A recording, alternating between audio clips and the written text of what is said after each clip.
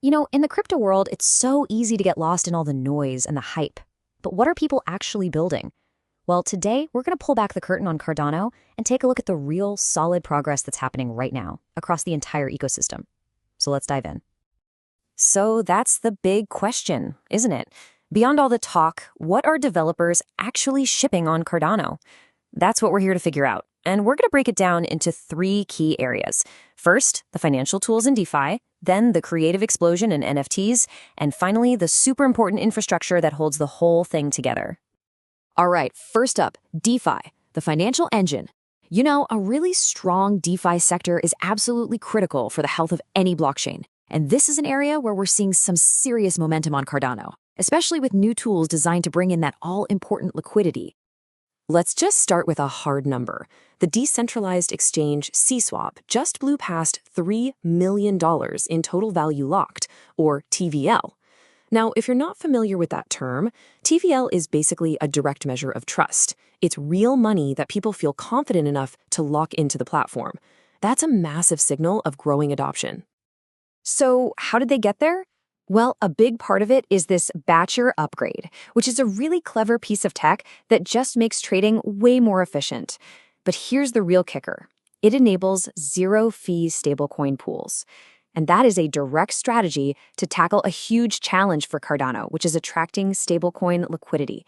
That's the lifeblood of any DeFi ecosystem. And the innovation doesn't stop there. There's a new protocol called Pulse that's rolling out a pretty wild concept. Yield trading. Just imagine being able to sell the future interest on your crypto for cash today, or on the flip side, buying someone else's future yield at a discount. It's a brand new financial tool for the ecosystem, and its demo is already live this month. And listen, this growth isn't just happening in one little corner.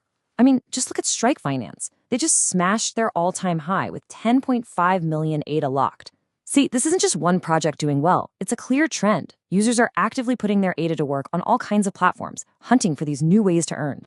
Okay, now this is where things get really interesting. On Strike, for the very first time, more people are shorting ADA, that's betting the price will fall, than longing it, or betting it'll rise. So why should you care? Well, the protocol actually incentivizes the less popular trade. So right now, it's cheaper than ever to open a long position. It's a fascinating little peek into what the market is thinking right now. Meanwhile, Indigo Protocol is making a huge shift to give more value straight back to its users. They're taking half of all their interest revenue and sending it directly to people who stake in IND. And they put it perfectly. The real yield component is back. What that means is stakers are going to start earning that yield directly in ADA, starting right now. All right, but Cardano's growth isn't all about finance and numbers, right? There's this incredibly vibrant creator economy that's really starting to take shape. So let's shift gears and look at the world of NFTs, where we're seeing not just new art, but brand new tools that give these projects real, lasting value. Here's a quick look at two big upcoming mints that have totally different game plans. On one hand, you have the PERPs. It's a collection where half the money from the mint automatically gets put to work in assets that earn yield. And then you've got Mecha Labs doing something completely different by constantly adjusting their ADA price to match a stable US dollar target. And that dynamic pricing from Mecha Labs, it's not just some random thing. It's core to their whole philosophy. They have to pay for their Bitcoin mining hardware in US dollars, so they want the price for their community to be fair and stable in dollar terms. It's all about building a sustainable model that's actually tied to real-world utility. But a great NFT project is way more than just the launch day, right? What happens after the mint? Well, that's the exact problem platforms like Chakra are trying to solve. They give creators the tools to go beyond just a static picture and actually build a real community with rewards, with voting, and with long-term growth. It's all about turning that one-time event into a living, breathing project. Okay, so all this cool stuff in DeFi and NFTs, well, it doesn't just happen in a vacuum. It all has to sit on a really strong foundation. So now let's zoom out and look at the core infrastructure and the community growth that's making all of this possible. And a huge piece of that foundation is, how easy it is for you to actually use all this stuff. The team at Tokeo Wallet is about to launch their browser extension, which is a critical tool for seamlessly connecting to all these apps. And their goal is simple but ambitious: to build the absolute best desktop wallet experience on Cardano. And man, this month it's completely packed. It really shows you the pace of everything happening. You've got major NFT mints, you've got the global Cardano Summit in Berlin bringing everyone together, and then right after that, a massive 2-week hackathon in Bangalore to fire up the next wave of builders. It's nonstop. And you can really feel that energy rippling through the whole community.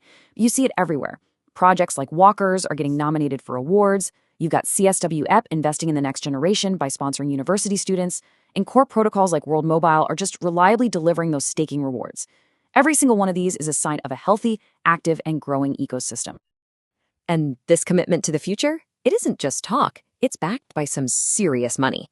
The Bangalore Hackathon is putting up a $65,000 prize pool. Now that is a powerful incentive to attract the best talent and make sure the next big ideas get built right here on Cardano. All right, so we've looked at DeFi, we've looked at NFTs, we've looked at the infrastructure. So what's the big picture here? What does it all mean when you put it together? I think this quote from the CEO of CSWAP just perfectly captures the spirit of everything we've seen today. The strategy here isn't about hype, it's about a heads-down, build-first mentality, creating useful products that people actually want to use. Because at the end of the day, that success, that winning, is the most powerful marketing you could ever ask for. So that really just leaves us with one final question. We've seen incredible momentum in DeFi, a full-on creative renaissance with NFTs, and a real strengthening of the core infrastructure. But which of these areas do you think will be the true engine of growth that defines Cardano's next chapter? That's what we'll all be watching. Thanks for sticking with me on this one.